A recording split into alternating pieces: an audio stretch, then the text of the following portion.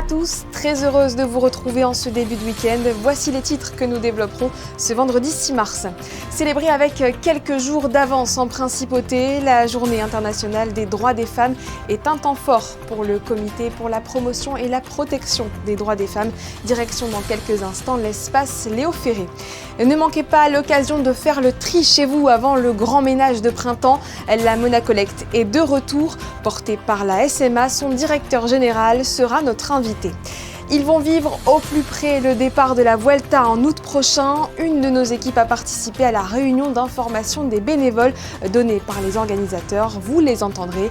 Et puis, les petits écoliers de l'école des Révoirs ont reçu une visite spéciale ce midi. Un reportage attendrissant vous attend en fin de journal.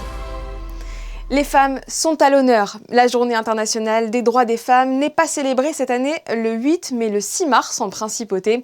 Pour l'occasion, le Comité pour la promotion et la protection des droits des femmes a lancé la 3e édition de Power, un événement qui se veut à la fois engagé et ludique. Alban Gingembre, Alexandra Paolini et Alexandre Gougassion. Une piste d'athlétisme construite comme un parcours à travers les différentes périodes de vie d'une femme. L'adolescence marquée par les premières règles, la parentalité comme vecteur d'inégalité professionnelle ou encore l'importance de l'autopalpation. Faut pas hésiter à rentrer, faut bien appuyer. Ça peut pas faire mal. C'est pour ça qu'on fait de l'autopalpation, parce que moi tu sais que tu te fais pas mal. C'est toi-même qui te sculpte. Le sport et la santé sont au cœur de ce parcours pour exposer les inégalités qui touchent les femmes, un combat autour duquel tout le monde se sent concerné. Si en tant que parent j'ai des filles par exemple, elles seront elles concernées, du coup ça me concernera moi aussi en même temps. J'ai appris que les femmes, on a une image d'elles et par exemple elle peut changer. J'ai appris qu'il y a beaucoup de monde qui considère que les femmes ne peuvent pas tout faire, mais ils peuvent tout faire. Comme sport, la Formule 1. Ma sœur, elle est en Formule 4. Et je crois beaucoup en elle. On apprend aussi les sports que les filles peuvent faire comme les garçons. Parmi les sports souvent connotés masculins, le rugby. Pour cette journée internationale des droits des femmes, Morgane pose fièrement avec son ballon ovale. Je pense que le sport, ça peut être un levier pour mettre les femmes sur le même pied d'égalité que les hommes, dans le sens où un sport, c'est pas forcément un sport dédié aux hommes, il y a aussi les femmes qui peuvent jouer. Moi, je vous assure, avec le rugby à 7, c'est un sport qui m'a complètement fait changer la vision qu'on peut avoir sur le rugby. Il faut être vif, stratégique, rapide, et vraiment, ça prouve que l'intelligence se fait aussi dans ce sport, et que les femmes, on n'est pas moins bien que les hommes pour réussir. On veut vraiment toucher tout le monde, les hommes, les femmes, aussi quelles que soient les générations. On a beaucoup de scolaires qui participent à la journée parce que la jeunesse est vraiment importante, doit être impliquée sur ces sujets et dès le plus jeune âge. À la fin du parcours, les participants franchissent la ligne d'arrivée, même si le combat continue. L'idée, c'était de se dire que quand on passe ce portique de l'arrivée, on pense que finalement, il faut s'arrêter de courir. Et puis finalement, qu'est-ce qu'on trouve de l'autre côté ? On continue entre guillemets parce qu'on y arrivera ensemble. C'est une histoire un petit peu sans fin où il faudra qu'on continue d'avancer pour l'égalité entre les femmes et les hommes. D'après l'ONU, il faudrait attendre encore 286 ans au rythme actuel pour atteindre l'égalité des droits entre les hommes et les femmes. Toujours pour célébrer cette journée, la 5e édition de l'opération Girl Boss s'est tenue mercredi au Méridien Beach Plaza à l'initiative des associations Chicanican et des femmes chefs d'entreprise de Monaco. Il s'agit d'un temps d'échange privilégié entre des jeunes filles et des femmes qui ont su conjuguer vie personnelle et carrière tout en luttant parfois contre les préjugés. Retour en images avec Patricia Navarro et Julien Logier. Elles sont chefs d'entreprise, avocates, élues au Conseil national, journalistes, employées du secteur privé ou de l'administration, et elles sont la preuve que l'on peut être une femme et croire en ses rêves. Pour la 5e année, ces femmes engagées et déterminées sont allées à la rencontre de jeunes filles pour leur rappeler que lorsque l'on est une femme, le parcours est parfois plus compliqué, mais qu'en aucun cas, il ne faut s'interdire d'oser. Nous avons voulu créer un espace pour les jeunes filles, pour qu'elles puissent oser poser leurs questions, partager avec les femmes mentors leurs inquiétudes, leurs questionnements sur leur carrière et leur montrer qu'elles pouvaient viser haut, des hauts postes de direction en s'entretenant avec des femmes du secteur public, du gouvernement, du Conseil national, mais aussi se lancer directement dans l'entrepreneuriat avec l'entretien des membres des femmes chefs d'entreprise de Monaco. Le format du Girl Boss est un speed dating au cours duquel toutes les 8 minutes, les jeunes filles changent d'interlocutrice et découvrent ainsi différents parcours inspirants et partagent leur expérience. Les filles et les garçons, il n'y a rien qui change. Par exemple, moi, il y a des garçons qui se moquent de moi alors que je cours plus vite qu'eux. Et donc, ça, ce qu'ils me disent, ce qu'ils m'insultent, moi, je m'en fiche. Il n'y a aucune importance, je le mets de côté.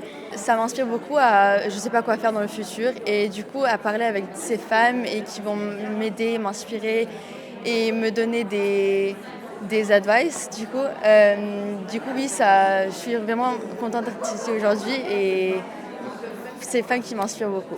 Et pour toutes les participantes, le sentiment d'avoir encouragé ces jeunes filles en tentant de répondre à toutes leurs questions et de dissiper leurs doutes ou craintes quant à l'avenir qui les attend. Ce qui me plaît, c'est qu'effectivement, aujourd'hui, je trouve que c'est important de montrer qu'on peut être à la fois une femme, une chef d'entreprise, une maman, et il faut qu'aussi ces jeunes filles puissent, si elles n'ont pas de modèle, se rendre compte qu'on peut tout faire. Je suis très heureuse de venir ici pour la toute première fois. Et le message que j'aimerais transmettre, outre le fait de faire découvrir la musique aux plus jeunes, c'est vraiment de dire aux jeunes femmes qui sont là de jamais abandonner, de rien lâcher et surtout de ne pas tenir compte aussi de certaines remarques. Moi je fais un métier sur scène où il y a beaucoup d'images, il y a beaucoup de producteurs, de gens qui donnent un peu tout le temps leur avis dont on s'en passerait. Et donc de montrer que aussi tout est possible. De par mon activité professionnelle et associative, j'ai besoin de transmettre les valeurs qui m'animent et de justement donner l'avantage à ces jeunes filles d'avoir des tips concernant leurs interrogations, leur parcours professionnel, parce que évidemment on est dans l'incertitude à cet âge-là. Et le Girl Boss fonctionne tellement bien que le réseau mondial des femmes chefs d'entreprise a décidé de le retenir comme un projet éducatif qui sera dupliqué au niveau européen. C'est la grande opération nettoyage à Monaco. Monacolect est de retour jusqu'à demain de 10h à 19h. Les habitants pourront se débarrasser d'objets qui ne fonctionnent plus ou dont ils n'ont plus besoin. Rendez-vous organisé par la SMA. Nous sommes en duplex avec son directeur général Pierre Bardy. Bonsoir. Bonsoir. Merci de nous accorder cette interview. D'abord, premier changement cette année, le lieu. L'événement n'a pas lieu comme c'était le cas lors des éditions précédentes sur le quai Albert Ier, mais au chapiteau de Fontvieille. Oui, pour cette 5e année, puisque c'est notre 5e édition, nous avions fait 2 éditions sur le boulevard Albert Ier, 2 éditions sur le quai Antoine Ier, et cette année, pour la 5e édition, nous sommes au chapiteau de Fontvieille. Donc je pense que tout le monde connaît les lieux, ils sont faciles d'accès, vous avez un dépose-minute, des parkings aux alentours, donc vous pouvez nous retrouver aujourd'hui toute la journée et demain samedi toute la journée au chapiteau de Fontvieille. Cette 5e édition, elle met l'accent sur le zéro déchet. Pourquoi avoir choisi ce thème et comment se traduit-il durant ces 2 jours ? Alors chaque année, en effet, on choisit une thématique particulière. Cette année, on a pris le zéro déchet et on a mis en valeur, au travers des ateliers, beaucoup de réutilisation, de recyclage. Donc c'est véritablement une manière de montrer qu'on doit réduire l'impact de ce que nous consommons. On va aussi avoir avec les ateliers le Repair Café avec le soutien de la mairie. Et puis malheureusement, je sais qu'on a toujours des déchets. Ce qu'on essaye d'avoir, c'est aussi le minimum d'impact de nos déchets. C'est pour ça qu'on a notre mini déchetterie qui est présente aujourd'hui et demain, sur lequel chaque usager va pouvoir amener ses déchets ménagers spéciaux, ceux qui ne doivent pas terminer dans la poubelle. Qu'est-ce qu'on peut amener alors justement? Les déchets qui ne peuvent être jetés dans les conteneurs classiques, mais aussi des objets qui peuvent toujours être utiles. Alors, en effet, vous faites très bien de le souligner, on amène à la fois des déchets ménagers spéciaux, donc ce qui ne doit pas être jeté dans la poubelle grise, ce sont les piles, ce sont les cartouches d'encre, ce sont les pots de peinture, les solvants, les huiles, qui doivent absolument être traités dans des filières spécifiques. Et donc pour cela, Aujourd'hui, spécifiquement à Monacolect, on va pouvoir aujourd'hui et demain accueillir les usagers. Je rappelle quand même qu'on a aussi notre mini-déchetterie rue du Gabian qui accueille les usagers tous les jours du lundi au samedi. Et puis on accueille aussi à Monacolect les dons qui vont être faits aux associations, qui vont pouvoir réutiliser, réemployer. Je pense beaucoup aux vêtements, je pense aux fournitures scolaires, je pense aux biens de première nécessité, aux couvertures, qui quand on regarde malheureusement le malheureux contexte international ont toujours une utilité. Oui, les besoins sont plus que jamais présents. Quelles sont les associations actuellement sous le chapiteau de Fontvieille ? Alors on a un nombre d'associations qui nous accompagnent depuis maintenant plusieurs éditions comme la Croix-Rouge, Semeurs d'Espoir, les Amis du Liban, Mission Enfance, l'association des parents d'élèves de Monaco, Fight AIDS est également présent. Donc vous voyez que Soleil Royal, donc on a toutes ces associations qui vont pouvoir récupérer les dons des usagers. Et au-delà de la collecte, des stands d'information, des animations et des ateliers sont proposés. Il y a encore du travail en matière de sensibilisation du public. Oui, vous avez raison de le souligner, c'est l'aspect pédagogique qu'on souhaite mettre en avant avec ces ateliers. Donc on a de la sensibilisation auprès des publics, que ce soit au réemploi, réutilisation, par exemple avec le stand de la mairie et le Repair Café qui sera présent samedi, que ce soit la création de sacs à pain, par exemple, avec du tissu recyclé, donc ou de la cuisine, ou alors de la confection de biens cosmétiques. Merci beaucoup Pierre Bardy pour tous ces détails. Je vous propose à présent de se rendre au cœur de la Monacolect dans ce reportage avec Fabien Bonilla et Julien Logier. Merci à vous. Au cœur de la Monacolect qui a été inaugurée par le prince Albert II avec Fabien Bonilla et Julien Logier. 25 stands sont répartis sous le chapiteau de Fontvieille, dont 17 ateliers pédagogiques et 8 stands attribués aux associations caritatives. L'objectif, mieux comprendre ce que l'on doit faire avec ces déchets. La thématique de cette année est d'ailleurs zéro déchet. Et pour cela, parmi les activités proposées aux visiteurs, cet espace avec un vélo bien particulier. Explique-moi ce que tu es en train de faire là. De broyer un bouchon pour le recycler, pour créer un autre objet. Et comme ça, on peut réutiliser cet objet. Et ça va être quoi là aujourd'hui ? Une toupie. À l'issue, tous les visiteurs, après avoir pédalé, repartent avec une toupie confectionnée en live. Parmi les différents autres stands, celui de la médiathèque Caroline, gérée par la mairie. Aujourd'hui, avec la médiathèque, nous proposons la réalisation de marque-pages en matière de récupération. Également, on récolte des tote bags qui vont servir plus tard à la sacothèque de la médiathèque. Justement, quand vous emportez des livres, on vous les donnera dans des sacs de récupération également. Et demain, nous avons notre grand événement, le Mounegou Repair Café, qui se tient donc ici toute la journée. Donc je pense que ça va faire plaisir à beaucoup de monde qui font souvent la queue. Donc demain, toute la journée, le Repair Café, il faut venir avec ces petits objets du quotidien qui ne fonctionnent plus. Nous avons des bénévoles qui vous les réparent en direct. Le concept de Monacolect est aussi de proposer à tout le monde de se débarrasser de ces déchets réutilisables. Un drive-in est installé à l'extérieur du chapiteau de Fontvieille. Chacun peut y déposer des objets non utilisés et ainsi les donner aux associations de son choix. 8 associations caritatives sont présentes, telles que la Croix-Rouge monégasque, Mission Enfance, Fight AIDS Monaco, Semeurs d'Espoir ou encore les Amis du Liban. On recycle des produits, des vêtements, des couvertures, des jouets, des fournitures scolaires, tout ce qui concerne l'enfant. Nous, on est toujours concentrés sur les enfants et le bien-être de l'enfant. Donc, chaque année, on venait pour ça. Et cette année, on fait un appel un peu plus large. On demande aux gens surtout les couvertures, les couches bébés et des vêtements enfants chauds.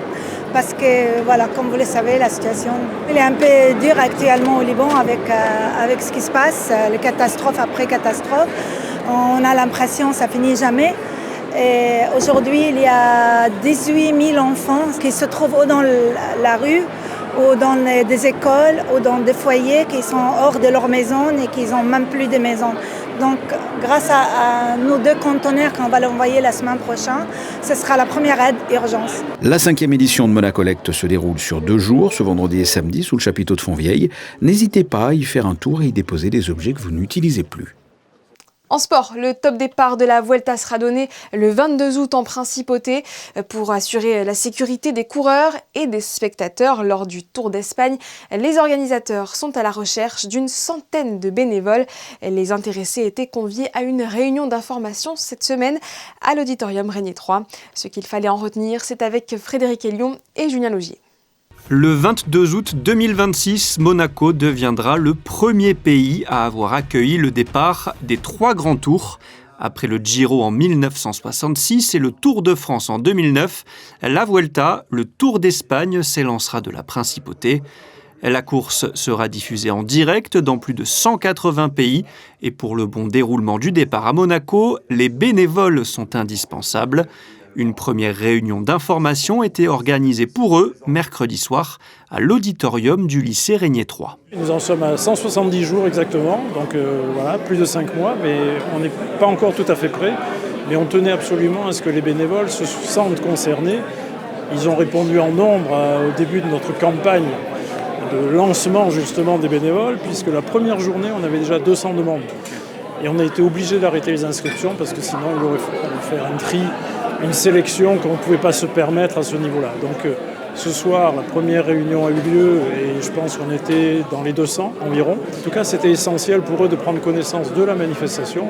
Cette réunion a permis de les sensibiliser sur le calendrier avec un contre-la-montre inaugural le samedi, ainsi que le départ de la première étape en ligne le lendemain, mais aussi d'évoquer leur mission, l'accueil des spectateurs, faciliter la traversée du parcours, gérer les sorties des parkings publics et les points d'insertion pour les secours. C'était bien de dédramatiser parce que les gens ils ont l'impression que ça va être très très dur et puis en fin de compte on s'aperçoit que l'ambiance est bonne, enfin pour le Tour de France elle était bonne donc il n'y a pas de raison pour que pour la Vuelta elle ne soit pas bonne. Et puis c'est une bonne ambiance, des petits groupes sympathiques, on fait des connaissances. Les spectateurs sont sympathiques aussi, donc ça se passe bien. En 2024, il y a eu l'arrivée du Tour à Nice, donc c'était un bel événement. Et je ne savais même pas qu'on pouvait être bénévole sur des aussi grands événements. Donc quand j'ai appris ça, je me suis dit, let's go. Le jour J, pour les identifier, les bénévoles n'auront pas de badge ou d'accréditation, mais un polo officiel de la manifestation. À Istanbul hier, Monaco s'est incliné face au leader d'Euroleague Fenerbahçe 88-70. Lors de la 30e journée du championnat, les hommes de Vassilis Spanoulis n'ont pas fait le poids face à la meilleure défense d'Europe. Maintenant 10e, les Monégasques devront obligatoirement faire une bonne fin de saison pour décrocher leur place pour les play-in. La Roca Team qui, au bord de la faillite, a obtenu un nouveau sursis d'1 mois. L'État monégasque a épongé plusieurs millions d'euros de dettes et déclare avoir consenti un prêt et pris ses responsabilités afin d'éviter que le championnat français et l'Euroleague ne soient faussés avec la disparition du club. La prochaine audience est prévue le 3 avril. Avis aux supporters de l'AS Monaco FC, ne manquez pas demain après-midi la séance de dédicace prévue à la FNAC de Norbert et Julien Siri. Le père et le fils présentent la version actualisée de Daguemounégou, une encyclopédie du club enrichie de nombreux témoignages, de statistiques et de photos inédites. Les auteurs seront accompagnés d'anciens joueurs, parmi lesquels Jean-Luc Ettori et Valère Germain. Dans les eaux monégasques, la première régate de la 42e Primo Cup Trophée USB s'était lancée à la mi-journée. L'événement rassemblera jusqu'à dimanche près de 80 bateaux répartis en 4 classes. Frédéric Hélion et Marie-Ève Béé ont assisté aux derniers préparatifs avant le départ. Regardez.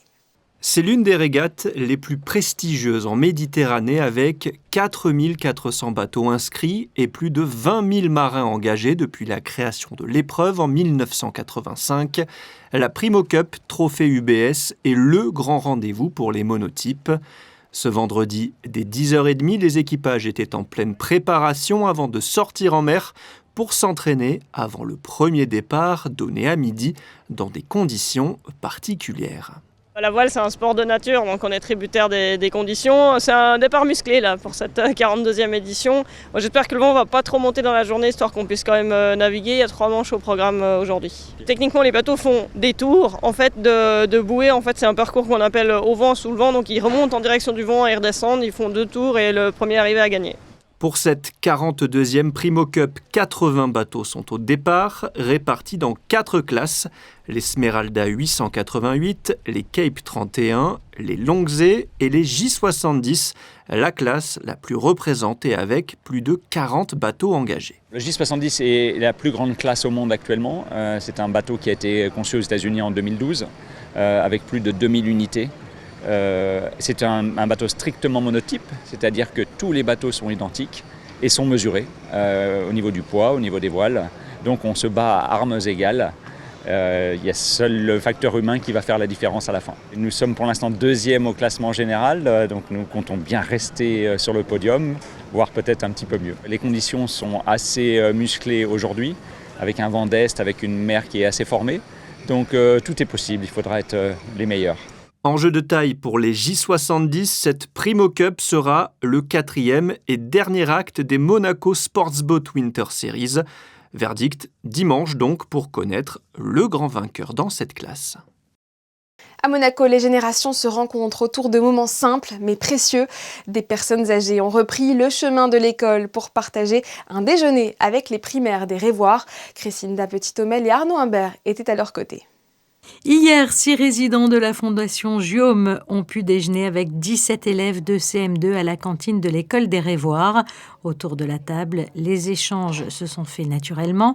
Les aînés ont pu, le temps d'un instant, raconter leurs souvenirs et leur vie d'autrefois aux enfants. Des petits attentifs et désireux d'en apprendre davantage et qui ont également pu partager avec leurs aînés leur quotidien. On raconte notre savoir. Ça les apporte et ça nous apporte de la joie. J'aime beaucoup partager des moments avec des gens plus âgés que moi parce que ils savent plus de choses que moi et je pourrais aussi leur apprendre des choses que moi je connais. Et ça, c'est ce qui me plaît dans les rendez-vous comme ça. Ces repas intergénérationnels ont lieu chaque premier jeudi du mois. À chaque fois, c'est une classe différente de l'école qui participe à ce moment convivial. Un projet éducatif basé sur le partage, la transmission et l'ouverture aux autres qui semble réjouir les aînés. C'est très sympathique, très entré. Ces enfants, on dirait qu'ils sont à nous. Ce qui me plaît, c'est qu'on peut faire des connaissances, on discute, c'est un moment de plaisir, on partage et j'aime ça moi. Moi, je leur ai dit qui j'étais, eux ils vont me dire aussi. Et moi, j'étais un joueur de football. Alors on va peut-être parler de football, mais on va aussi parler d'autre chose. On peut remémorer des souvenirs d'école, tout ça. Et on peut partager notre savoir aux personnes âgées. Donc je trouve ça bien. Moi, pour les enfants, je ferais n'importe quoi. Mais j'adore les enfants, oui. Et jamais ils m'ennuient. Tout au long de l'année, les élèves se rendent aussi à la Fondation Guillaume pour participer à des ateliers créatifs, musicaux ou encore sportifs et présenter les chants appris en classe, notamment à Noël. Hier, c'est donc tout naturellement que les enfants ont pu réciter quelques poésies ou présenter leurs exposés aux aînés. Un moment chaleureux où petits et grands ont pris plaisir à échanger et à se découvrir. Vieux de 500 ans, il trônait au milieu du jardin japonais. L'olivier qui a été donné à la ville d'Osaka prend racine dans un parc du pays du soleil levant. Il a été remis par le prince Albert II au maire à l'occasion de la journée nationale de Monaco à l'exposition 2025 d'Osaka. La plaque commémorative accompagnant cet arbre a été officiellement dévoilée. Le commissaire général adjoint du pavillon de Monaco a participé à la cérémonie. Cette édition est maintenant terminée. Merci de l'avoir suivie. Nous la refermons comme nous l'avons ouverte, avec des femmes inspirantes. Nos photographes Stéphane Dana et Manuel Vitali se sont rendus à l'événement Power, organisé en marge de la Journée internationale des droits des femmes. Juste après la météo de Christine Petit-Homel, belle soirée sur Monaco Info et à demain 19h.